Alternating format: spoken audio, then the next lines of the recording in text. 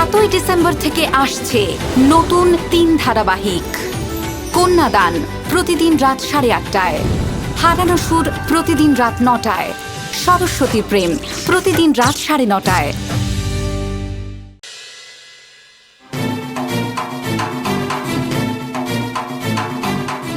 চল বলো, এটা কেন করলে তুমি? কি করেছো? তুমি কি ভাবছো আমি বুঝতে পারবো না? তুমি তুলিদিকে বিয়ের আসর থেকে অন্য কোথাও পাঠিয়ে দিয়েছো, তাই তো? কি বলছো তুমি? আমি কি বাড়িতে ছিলাম? দেখো, কাউকে অন্য কোথাও পাঠাতে হলে না তার সামনে থাকা দরকার হয় না, তাতে তো বরং অন্য কেউ সন্দেহ করবে। হ্যাঁ, সেই জন্যেই তুমি বর আনতে চলে গিয়েছিলে। তাই ভাবি, তাহলে তুলিদির বর আনার জন্য তোমার কিসের এত উৎসাহ? আমার উৎসাহ? হ্যাঁ, আলবাত তোমার উৎসাহ। তা নাহলে তুমি তো এটা করতে। যাকে তুমি তুলি বলছো সে জাহ্নবী, সেটা আমিও জানি, তুমিও জানো। আজকের পর থেকে সেটা অস্পষ্ট নয়। হোক, তবুও তোমাকে মনে রাখতে হবে যে জাহ্নবী মারা গেছে, তুলি বেঁচে রয়েছে। জাহ্নবী মারা গিয়ে তুলির জন্ম হয়েছে। তাই তোমার মুখ থেকে আমি জাহ্নবী নামটা শুনতে চাই না। ফাইন, তুলি বললে তুমি যদি সন্তুষ্ট হও তাহলে তুলিই বলছি। তুলি কোথায় গেছে সেটা আমার জানা নেই। তুমি আমাদের এইভাবে অপদস্থ করলে ঋষি, এই প্রতিদান দিলে। আমরা তো তোমাদের কাছে যাইনি, বরং তোমরাই এসেছিলে আমাদের কাছে বিয়ের প্রস্তাব নিয়ে। তো এই বাড়িতে এসে তুমি তুলিদিকে দেখতে পেয়ে তুমি পাগল হয়ে গিয়েছিলে ঋষি। তুমি তো অন্ধ হয়ে গিয়েছিলে। ইভেন বিয়ের আসরে তুলিদের হাতও ধরেছিলে। আমি তো কিচ্ছু বলিনি তোমাকে। শুধু শুধু চিৎকার করে নিজের শক্তি ক্ষয় করো না। জাহ্নবীর ব্যাপারে আমার কিছু জানা নেই। ও যেখানেই গেছে নিজের দায়িত্বে গেছে। তাই? কোথায় গেছে ও? না বলো আমাকে, কোথায় গেছে? এমন কি চেনা জানা আছে ওর? ও যেদিন আমাদের বাড়ি থেকে চলে এসেছিল এইভাবেই এসেছিল। ওর কোথাও যাওয়ার ছিল না। ও এরকম ভাবে সবকিছু ছেড়ে চলে যায়, কোনো কিছুর প্রত্যাশায় নয়, কোনো কিছুর আশায় নয়। তার মানে তুমি কি বলতে চাইছো ঋষি? যে তুলিদি আজকে সবকিছু ছেড়ে ছুড়ে দিয়ে চলে গেছে? যদি চলে যাওয়ারই হতো আগেই তো যেতে পারতো। এই বিয়ের নাটকটার মধ্যে ঢোকার তো কোনো দরকার ছিল না।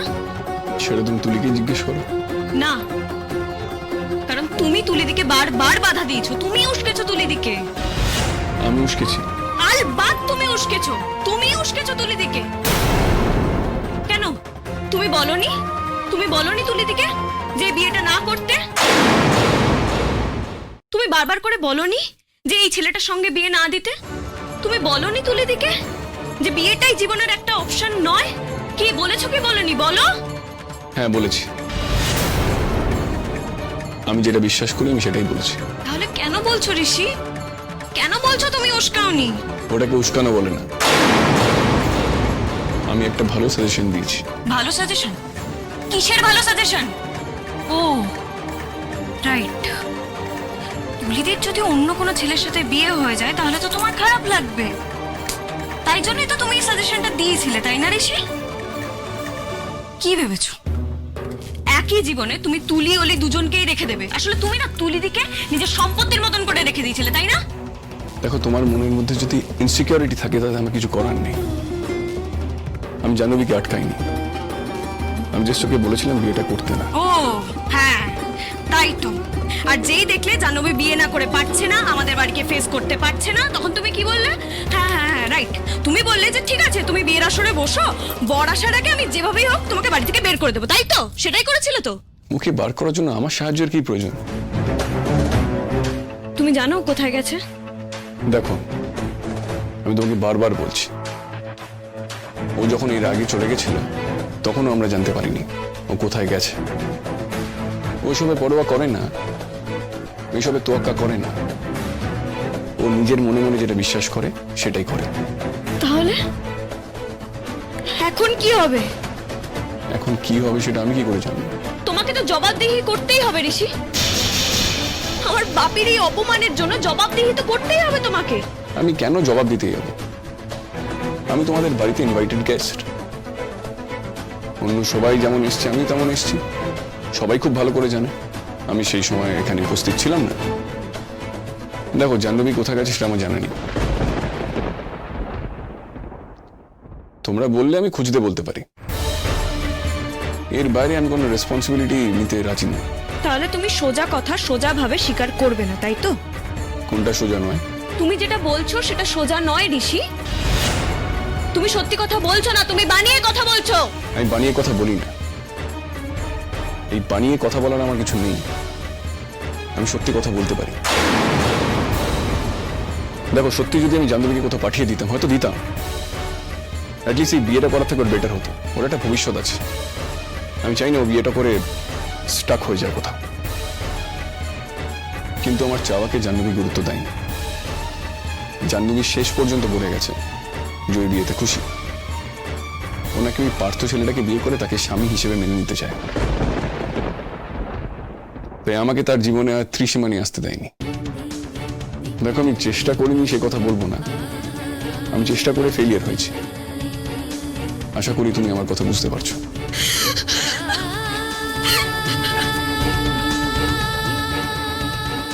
তুমি কাঁদছো কেন? আমি অনেক আশা নিয়ে, অনেক স্বপ্ন নিয়ে তোমার সাথে সংসার করতে এসেছিলাম। তোমার সঙ্গে কথা বলে আমি বিয়েতে রাজি হয়েছিলাম। তুমি আমার সব স্বপ্ন নষ্ট করে দিলে। তুমি ভুলেই গেছো, যা কথা দিয়েছিলে সব ভুলে গেছো। বলি,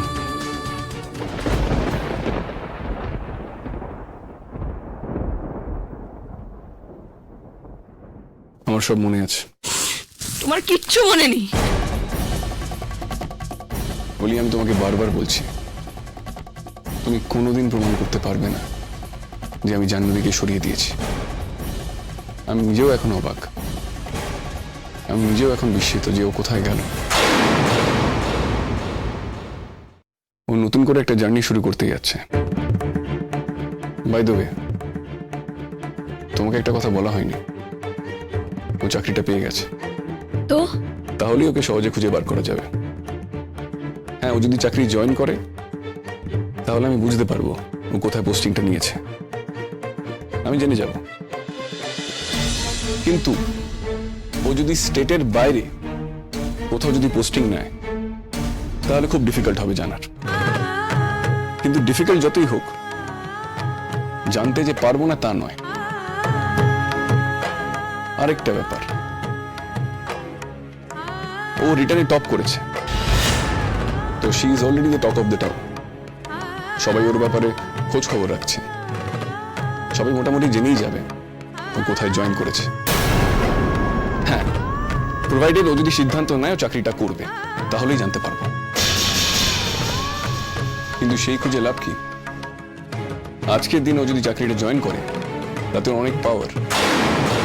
ও কারোর মুখাপেক্ষি হয়ে থাকবে না। ও নিজের ডিসিশন ও নিজে নেবে। ও যা খুশি করুক ঋষি, কিন্তু আমার মা বাবাকে এরকম অপমানের মধ্যে কেন ফেলবে? এই প্রতিদান দিল। আমার বাপি ওকে একদিন রাস্তা থেকে কুড়িয়ে এনে সর্বস্ব দিল। তার দাম এই? তুমি আমাকে অনুযোগ করছো কেন? হ্যাঁ, যদি কোনোদিন সামনাসামনি হও তাহলে বলো।